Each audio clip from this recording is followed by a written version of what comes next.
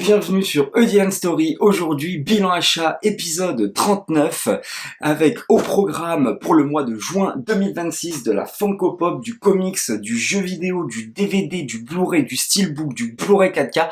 Bref, il y a la totale pour ce bilan achat. N'hésitez pas, vous, dans les commentaires, à me dire qu'est-ce que vous avez acheté le mois dernier et surtout pour les soldes été 2026. Est-ce que les soldes, ça vous intéresse ou non? Est-ce que vous avez trouvé des promos ou pas? Je vais tout de suite commencer avec une petite Funko Pop. On continue notre collection des Funko Pop Le Seigneur des Anneaux. Le mois dernier ou le mois précédent, je me rappelle plus, je vous avais présenté la Funko Pop d'Éomer. Et cette fois-ci, c'est Peregrine Took, garde de la citadelle. Voyez, regardez comment elle est magnifique, plein de détails, jolie armure, des petits pieds de hobbit bien poilus. Voilà, un Peregrine Took évidemment qu'on adore. C'est peut-être devenu l'un de mes personnages préférés, Pipin. Je suis actuellement sur une relecture du Seigneur des Anneaux, j'ai bientôt fini d'ailleurs, et c'est vrai que tout le passage avec Gandalf, Pipin, qui devient garde de la citadelle au Gondor, j'adore, vraiment j'adore ce personnage, c'est incroyable. Puis j'adore aussi l'acteur Billy Boyd, voilà, tout simplement. Donc dans cette collection, je pense qu'il y en a encore d'autres quand même. Le Seigneur des Anneaux, c'est une franchise qui marche. D'ailleurs, j'aimerais bien qui ressortent également du Hobbit, parce qu'il y avait eu une première version, mais ils sont toutes extrêmement chers à trouver, les pop de Hobbit, donc j'aimerais bien qu'ils fassent une ressortie, tout simplement. Donc on a Éomer que je vous avais présenté, on a Faramir en gondorien, on a Guritz, je sais pas si vous voyez, c'est l'orque avec le crâne sur la tête qui attend les pirates au port du Gondor et qui va être surpris par Aragorn et son armée des morts. On a Peregrine Took du coup, et Boromir en mode citadelle du Gondor. Il me semble que c'est une scène de la version longue, je crois pas qu'il y a lié dans la version cinéma. Donc voilà, vous le savez, je garde pas mes pop en boîte, donc je vais la mettre tout de suite derrière mon étagère, juste là, voilà pour cette Funko Pop. Le seul produit que j'ai pris soldé cette année, c'est vrai que je m'étais fait un panier la Fnac pour les DVD Blu-ray, et en fait tout est parti avant que je puisse acheter, malheureusement. Tout a été soldé à l'avance, donc pas de solde pour les DVD et Blu-ray malheureusement. En revanche, j'ai pu choper enfin sur Xbox Series X, parce que oui, je suis un joueur Xbox, Hogwarts Legacy.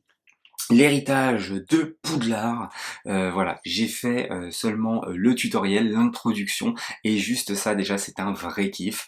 Voilà, cette relation avec le professeur, l'histoire qui se met en cours, et puis le gameplay a l'air quand même assez efficace, assez facile en termes de prise en main, donc c'est très agréable. Et puis cette introduction à Poudlard est juste fantastique. J'ai choisi ma maison, n'hésitez pas à deviner ma maison dans les commentaires, et n'hésitez pas à me dire si vous avez fait ce jeu, et si quelle maison vous avez pris tout simplement.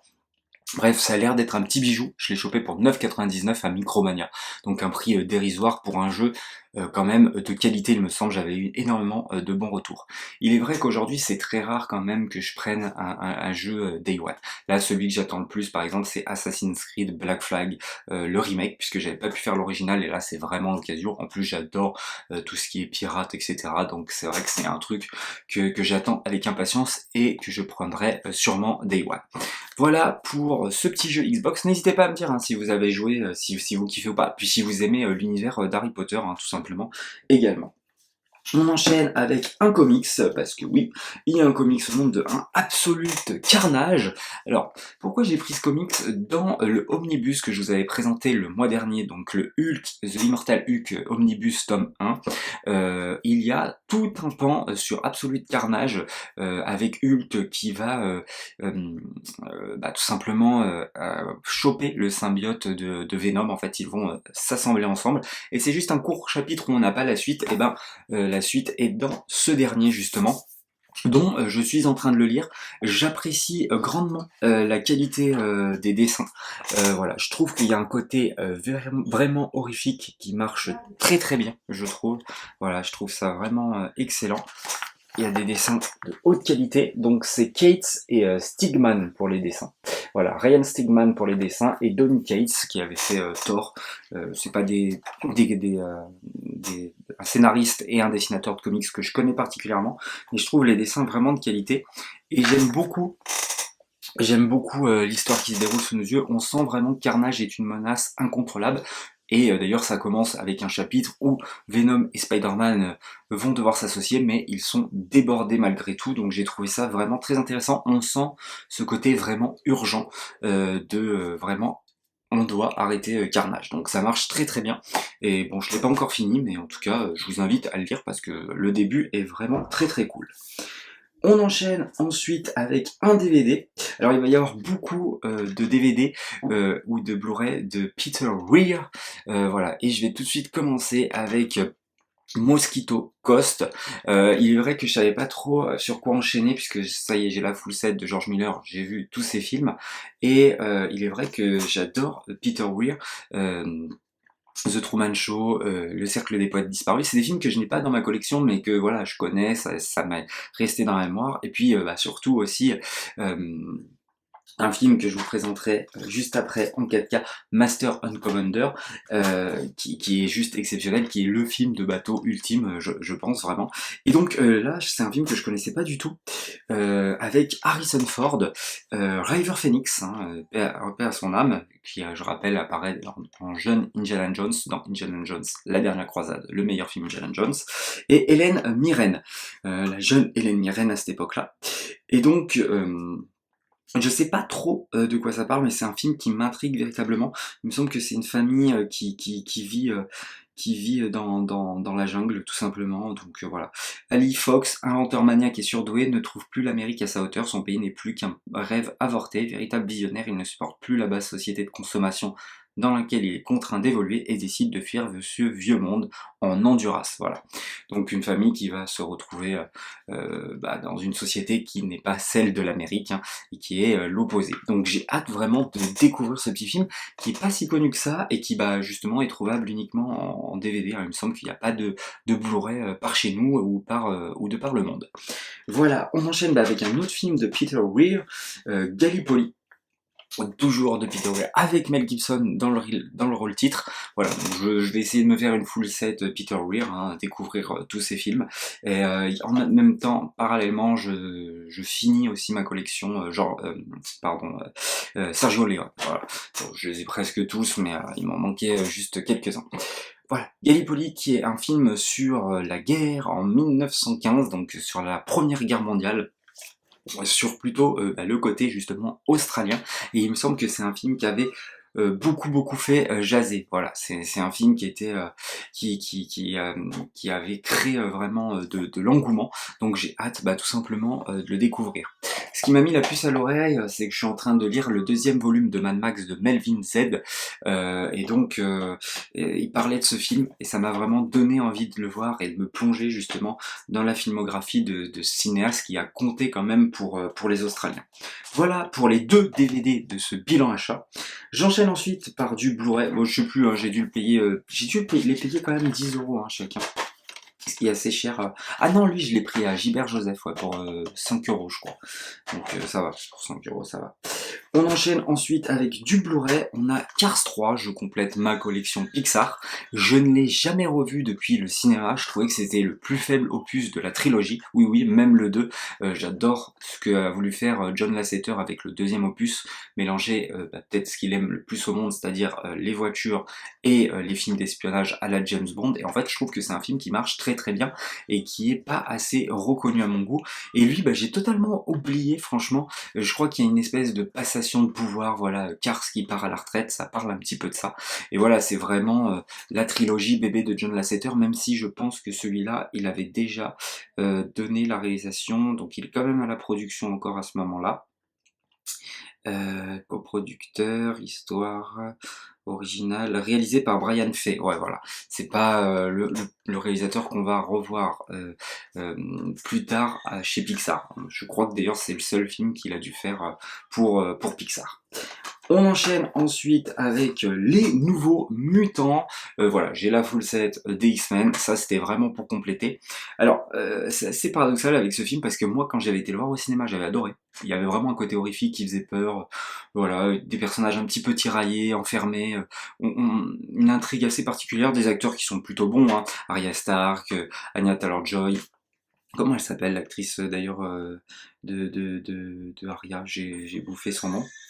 Donc voilà, des acteurs et des actrices plutôt bons. Et puis au revisionnage, tu te dis, ah ouais, en fait c'était pas si bien que ça. Il se passe pas grand chose dans ce film. C'est mou, les intrigues sont assez faiblardes en fait, hein, finalement. Donc voilà, à revoir peut-être pour une évaluation un peu revu à la hausse ou à la baisse encore une fois, je sais pas. En tout cas, je suis mi-figue mi-raisin sur ce film, que les gens détestent, hein, généralement. Ça fait partie des pires X-Men, tout simplement. Bon, en tout cas, j'ai toute la full set en Blu-ray des X-Men. On passe au 4K, bon avec un classique hein, que j'ai chopé. Lui je l'ai chopé sur le bon coin, hein. Les deux j'ai chopé sur le bon coin quand il y avait justement les remises à 0,99 de Mondial Relais, ça fait toujours plaisir. Chopé pour 18 balles quand même, Terminator, j'avais revendu mes Blu-ray parce que j'avais précommandé un package, ils avaient prévu de sortir en package Terminator et Terminator 2 en Blu-ray 4K, et en fait c'est jamais sorti, ça a été annulé, donc je ne sais pas pourquoi. Bon, Terminator, hein, c'est un classique de James Cameron, franchement, c'est nickel. Je ne sais pas ce que ça vaut en 4K, je sais que les gens sont plutôt réticents au niveau des 4K de James Cameron. Moi, personnellement, je les aime bien. Voilà, que ce soit Abyss, True Lies, Aliens, même s'il y en a qui n'aiment pas, ils utilisent un étalonnage fait par l'IA, etc. Donc pour eux, c'est plutôt criminel. Donc bon, je sais pas. Moi, ça ne me dérange pas, si vous voulez. Je trouve que les films sont beaux visuellement. Je l'ai pas encore vu celui-là en 4K, donc je verrai ce que ça donne par la suite. Voilà pour Terminator. On enchaîne avec Godzilla Minus One. Enfin, je l'ai chopé. Ce classique, je l'ai chopé avant la sortie du 2 qui arrivera très prochainement. Il me semble hein, que ça a déjà été tourné, etc. Il y a même peut-être à ce jour une date de sortie. Réalisé par Takeshi Yamazaki, musique de Naoki Sato, voilà, avec un casting XXL et un film qui avait surpris le monde entier, qui n'était pas prévu d'ailleurs de sortir sur une longue période. Finalement, je crois qu'ils l'ont diffusé pendant une semaine entière. Au début, ils ont fait que des séances sur 1 ou 2 jours. D'ailleurs, on l'avait vu avec mon frère, on avait eu la chance de le voir et on s'était pris une claque monumentale. La première chose qu'on s'est dit quand on sort ce film, c'est que ça met une claque à tous les blockbusters sortis précédemment, et ça c'est sûr qu'il n'y a pas à chier quoi, c'est vraiment au-dessus du lot, et puis surtout, mais c'est à des années-lumière de ce qu'ont fait les Américains avec Godzilla, où ils sont partis complètement en couille, notamment avec King Kong, même si c'est des films que je peux regarder, mais ça, au moins, c'est quelque chose qui peut se prendre au sérieux, où on sent qu'il y a une vraie tension, des vrais enjeux, musique exceptionnelle. Je pense à cette tête, tu te demandes comment ils ont fait, à cette tête énorme qui sort de l'eau, qui poursuit ces bateaux, et c'est juste exceptionnel avec la musique, et ça terrifie, quoi, t'as vraiment peur. Donc ouais, franchement, Godzilla Minus One, à voir et à revoir, disponible sur Netflix, hein, donc n'hésitez pas à le voir sur Netflix, et je pense que ça vous poussera sans problème à l'achat. On enchaîne justement avec le film de Peter Weir dont je vous parlais, Master and Commander en 4K. Petite particularité, il existe seulement en import. Ça marque que c'est marqué que c'est France-Canada pour les voix, mais c'est bien les voix françaises. Il n'y a pas de problème de ce côté-là, donc foncez pour ceux qui sont réticents pour ça, qui ne regarderaient que leurs films en VF, etc. Pas de problème, c'est la VF française et non canadienne. Je pense que c'est la même en fait pour les deux pays. Bref. Russell Crowe, Billy Boyd, justement, hein, Pipin, qui est à la barre de ce bateau, justement, et on est vraiment sur l'anti-Pirate des Caraïbes, si vous voulez, on est sur quelque chose de réel, ça se passe pendant les guerres napoléennes, c'est une adaptation,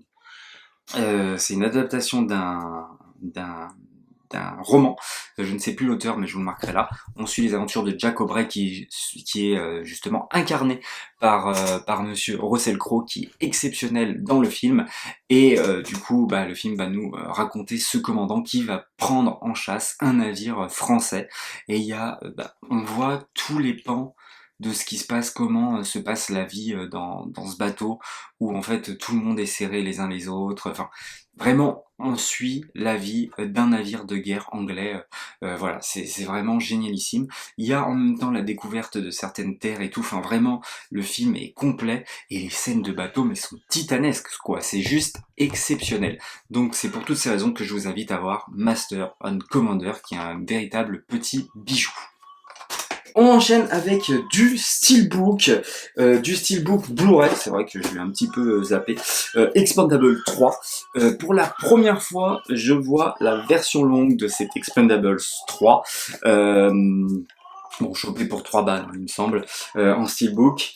Il est vrai que la version longue, au moins, elle est un petit peu plus gore, jouissif que la version cinéma dans mes souvenirs, qui était catastrophique. Alors beaucoup moins qu'Expendable 4, hein, qui est juste un foutage de gueule monumental.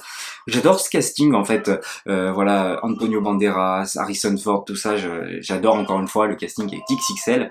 Mais quand même, je trouve que par rapport aux deux autres, c'est très très terne. Toujours réalisé par Peter Hughes. Je sais pas si les deux premiers sont réalisés par Patrick Hughes, pardon. Patrick Hughes, qui est le réalisateur de Hitman and Bodyguard, deux films que j'aime bien en fait, qui m'ont bien fait marrer, bon que je revois pas forcément. Mais il est vrai que j'avais un meilleur souvenir de ce film-là, malgré toutes mes réticences de la version cinéma justement. Et j'ai quand même été déçu par cette version longue. En fait, je m'attendais à quelque chose de vraiment mieux par rapport à ce que j'avais lu sur internet. Et en fait, c'est pas super quoi. Il y a Ronda Rousey aussi, c'est vrai, et Mel Gibson notamment en méchant. Et hormis toute la fin qui se passe dans ce bâtiment et tout, qui est assez bourrin, marrante, voilà, je pense à Stallone qui court sur le toit pour rejoindre juste l'hélicoptère. Enfin, c'est complètement what the fuck. Mais je trouve quand même que c'est largement en deçà du premier et du 2. D'ailleurs, il y a certaines personnes qui disent que Expendables, ils se prennent au sérieux. Enfin, désolé, c'est quand même des films ultra marrants qui se prennent pas du tout au sérieux, en fait. C'est complètement what the fuck. C'est plutôt drôle, d'ailleurs. Peut-être que le 4 se prend au sérieux et c'est ça le problème. Mais en tout cas, les deux premiers opus, même celui-ci, ne se prennent pas vraiment au sérieux. C'est quand même des trucs what the fuck où ils niquent toute une armée entière avec des punchlines assez marrantes de chaque acteur connu, qui a sa propre punchline, donc voilà. Bon, ça reste quand même un film qui est en deçà des deux précédents. Je pense que le véritable problème, c'est ce truc de Stallone qui renie sa propre équipe et qui va en chercher une nouvelle dont les acteurs ne sont pas génialissimes en plus, tous ces jeunes acteurs. Tout ça pour reprendre au final les anciens, pour aller chercher cet objectif final. Je pense que le scénario, c'est vraiment ce qui penche, là où dans Expendable 1 et 2, c'était très classique, mais ça marchait vraiment très très bien, quoi. Là, je pense que ça va chercher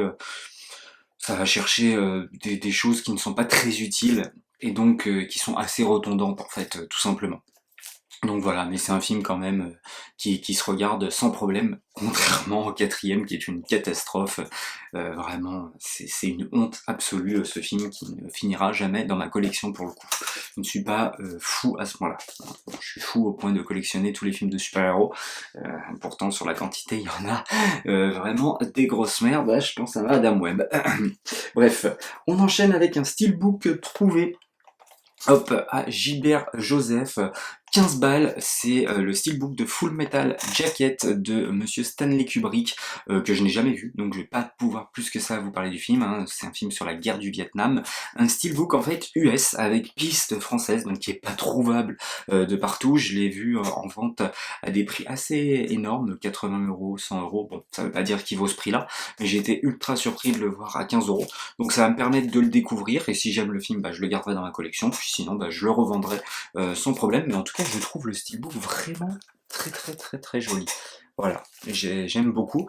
Et puis ça me permet de continuer de découvrir tous les films de Kubrick. J'en ai déjà vu pas mal, hein, finalement, hein. Donc l'Odyssée de l'espace, Spartacus, Ways One Shot, que j'adore, avec Tom Cruise, qui est sûrement mon préféré, Shining, que j'ai vu évidemment, Orange Mécanique, que j'ai découvert dernièrement, donc il m'en reste encore, hein, quand même, hein, faut pas déconner, Barry Lyndon notamment, qui est peut-être un qu'il faut que je vois absolument, qui est pour beaucoup le préféré de Stanley Kubrick. Donc voilà, il faut que je continue de découvrir, et donc ce petit steelbook va me permettre de continuer cette découverte. Et pour finir, on finira sur le steelbook de Avatar 3. Voilà, magnifique steelbook, film que j'ai adoré, que j'ai précommandé, j'ai payé le prix fort, 35€. Voilà, je voulais pas qu'il y ait une rupture et passer à côté, comme je suis passé à côté du premier, et donc ça fait que j'ai le steelbook du 2, du 3, mais j'ai pas le steelbook du premier, en 4K, donc il faudra un jour que je dépense une petite somme. Bref, non, moi j'adore. Il y en a qui trouvent que c'est redondant. Moi, je trouve qu'il est meilleur que le 2 et qu'il y a une véritable continuité qui approfondit justement tous les personnages, notamment par exemple un personnage de Spider que je n'aimais pas dans le deuxième, et ben là je comprends en fait toutes les thématiques qu'il a voulu mettre en place autour de lui dès le deuxième. En fait c'est plus un 2 partie 1, partie 2, plus qu'un 2 et un 3, on sent qu'il y a une vraie continuité, contrairement au 1 et au 2 qui sont une continuité, mais il y a une véritable séparation, une véritable scission. Et là, on sent que les personnages en fait étaient écrits sur un film, sur une entièreté entière. Et c'est vrai que les scènes avec Spider me bouleversent. Moi, voilà, j'avais eu les larmes aux yeux. Il y a des scènes fantastiques avec ces espèces de bateaux volants, avec ces attaques, etc. La méchante, que j'adore, je la trouve assez exceptionnelle, qui s'associe avec Quaritch. Vraiment, non, j'adore, je trouve que c'est très très généreux. Peut-être que pour certains, il y a un côté redondant, mais moi j'ai trouvé ça vraiment fantastique. D'ailleurs, il avait fini deuxième de l'année 2025 dans mon classement, juste derrière Weapons, qui n'était pas une année, c'est vrai, fabuleuse. La preuve, en plus, c'est Evan qui finit premier, mais je pense que d'autres années, ça serait jamais arrivé. Là, c'est comme ça, mais non, je trouve que c'est d'une générosité sans égal, en fait, tout simplement. Voilà, c'est Cameron dans toute sa splendeur, et j'adore ce qu'il fait d'Avatar. Alors, ce qu'on peut lui reprocher, moi, ce que je lui reproche, il est vrai, c'est qu'on voit pas forcément assez de feu et de cendre, hein, le film s'appelle, et c'est vrai qu'on voit peut-être pas assez le peuple du feu, hein, enfin, pas le peuple, je dirais, parce que le peuple est quand même assez développé, mais peut-être là où ils habitent, en fait, tous ces volcans, etc., toutes ces cendres, on va quand même plus s'attarder, encore une fois, sur tout ce qui est eau, etc., hein, ce qui fascine toujours James Cameron, mais bon, c'est vrai que je trouve que quand même, voilà, c'est généreux, donc voilà, j'adore ce film et je vais le regarder avec grand plaisir. Voilà pour ce bilan achat qui était plutôt quantitatif, hein, et qualitatif également. N'hésitez pas à me le dire dans les commentaires, qu'est-ce que vous avez pensé de ce bilan achat. Vous, qu'est-ce que vous avez acheté? Likez, partagez et abonnez-vous. Et puis nous, on se dit à la prochaine pour une prochaine histoire.